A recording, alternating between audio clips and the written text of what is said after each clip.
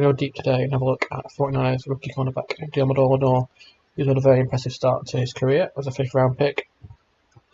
We'll start with his performance against the Philadelphia Eagles and begin with this look at his coverage against Devonta Smith. First thing I'll notice about his play is it's a very impressive team defense from the 49ers as Fred Warner, the corner K'Waun Williams, and one of the safeties Jimmy Ward. All of them bite on the play fake from Jalen Hurts to Miles Sanders, and each follow Hurts on the boot to their left.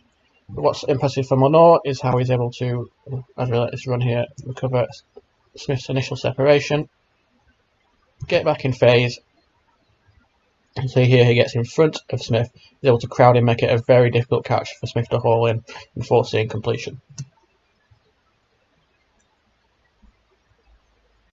And Lenoir made sure that Smith was aware of his presence all afternoon, even on plays where Hurts was able to complete passes to the Eagles rookie wide receiver. Here you'll see the Niners are in quarters coverage, a cover 4 look, and Lenoir tries to pass Smith off to 49ers linebacker Azeez Al-Shaair as Smith runs a pivot route towards the sideline.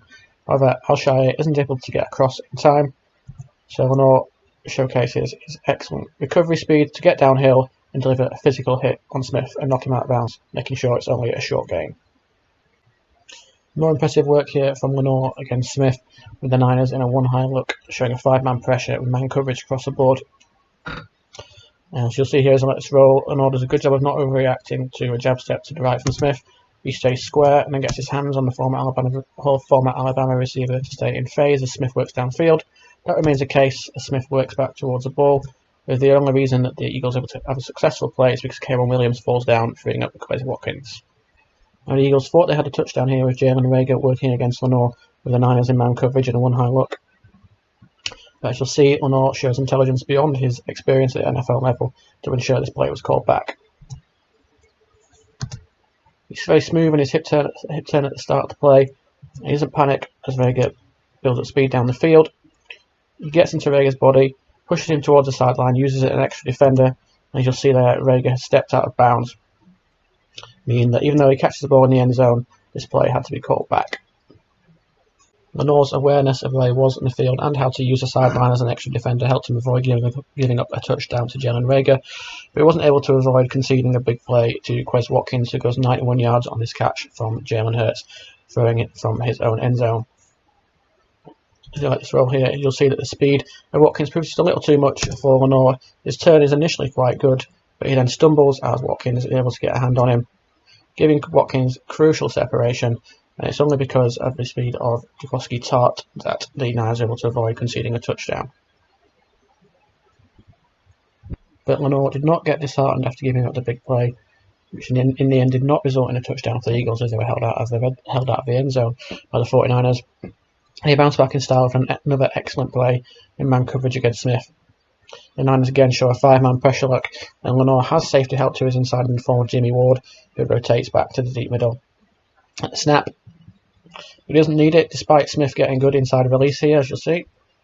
He uses his hands to stay in phase with Smith the entire way. He's got a good trail position, and does a nice job at the catch point of turning his head just as Smith is doing so. Crowds him at the catch point, finds the ball, is able to make the pass break up.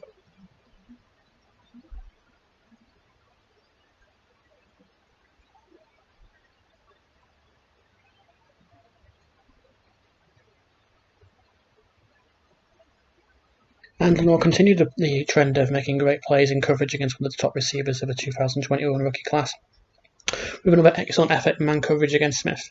It's another 5-man pressure look from the Niners with Jimmy Ward, the safety, coming down to blitz late. And as we let this run here, we'll see that Lenoir again does a nice job of staying square against Smith, uses his hands again to stay in phase.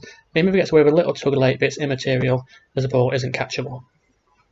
And Lenoir continued to have success against a receiver the Eagles drafted in the first round in 2020, showcasing his fluidity as he played a significant role in this pass from Jalen Hurts to Jalen Reagor, falling incomplete.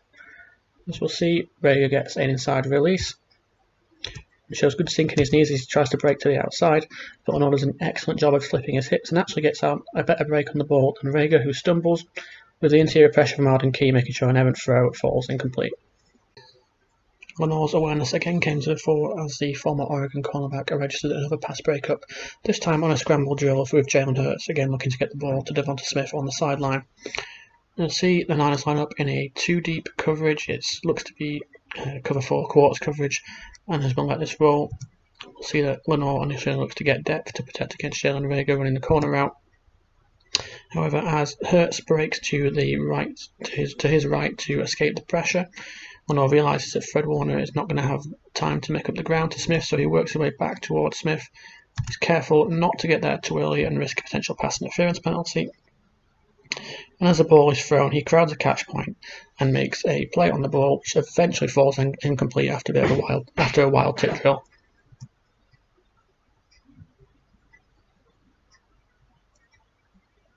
While Lenoir generally had a very impressive game against the Eagles, he had some struggles against the Packers, and that's no surprise given the caliber of receiver he was regularly lined up against and going up against Packers star Davante Adams, who's one of the best in the league, if not the best wide receiver in the league.